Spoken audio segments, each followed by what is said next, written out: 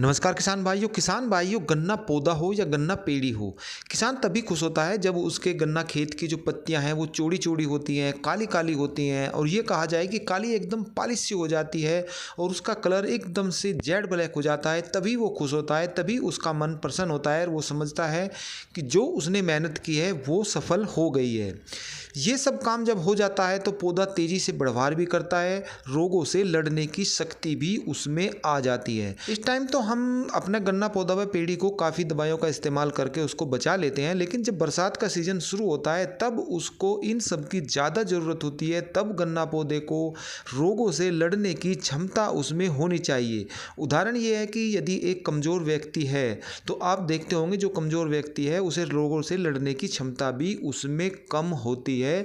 तो यही कारण होता है कि जब बरसात का सीज़न शुरू होता है तो ऐसे गन्ना पौधे जो पीले पीले से रहते हैं उनमें रोग भी ज़्यादा लगते हैं।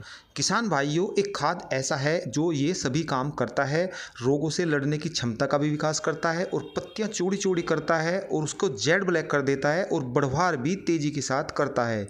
इसी की जानकारी मैं आपको आज की वीडियो में देने वाला हूं। मेरे प्यारे किसान भाइयों, यदि अभी तक आपने हमारे चैनल को सब्सक्राइब नहीं किया है तो कृपया करके इसे सब्सक्राइब कर दें और शेयर भी कर दें।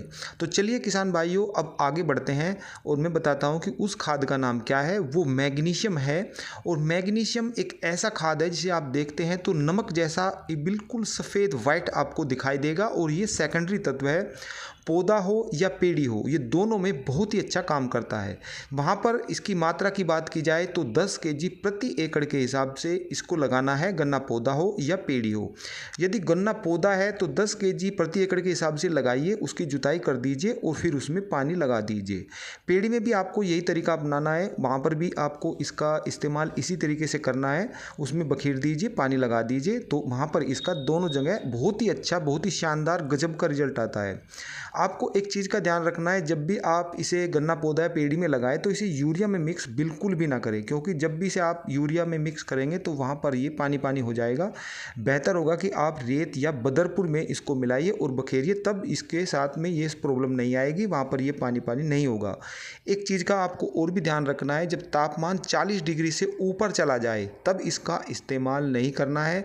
इसका कारण यह है कि एकदम से ये कलर को ब्लैक करता है, तो इससे पत्तियां झुलसने का भी खतरा रहता है। साथ ही इसमें आप 1 हफ्ते के अंदर 2 पानी जरूर लगाइए, तभी ये बेहतर रिजल्ट देता है। एक चीज़ का आपको और भी ध्यान रखना है, कुछ मिट्टियाँ ऐसी होती हैं जहाँ पर ये काम बिल्कुल भी नहीं करता और करता भी है तो नाम मात्र का करता है।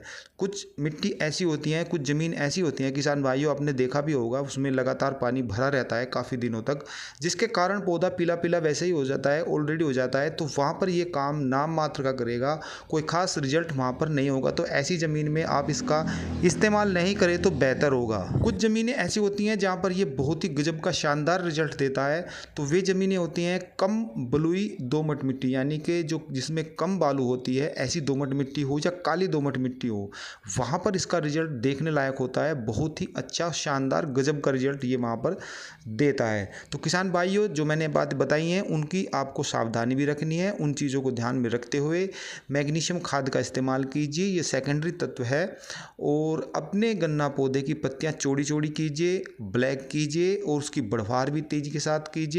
और साथ ही बरसात के समय में जब रोगों से लड़ने की क्षमता गन्ना पौधा में होनी चाहिए, वहाँ पर भी ये गुण उसमें विद्यमान होगा। फिर मिलते हैं, तब तक के लिए सभी किसान भाइयों को नमस्कार।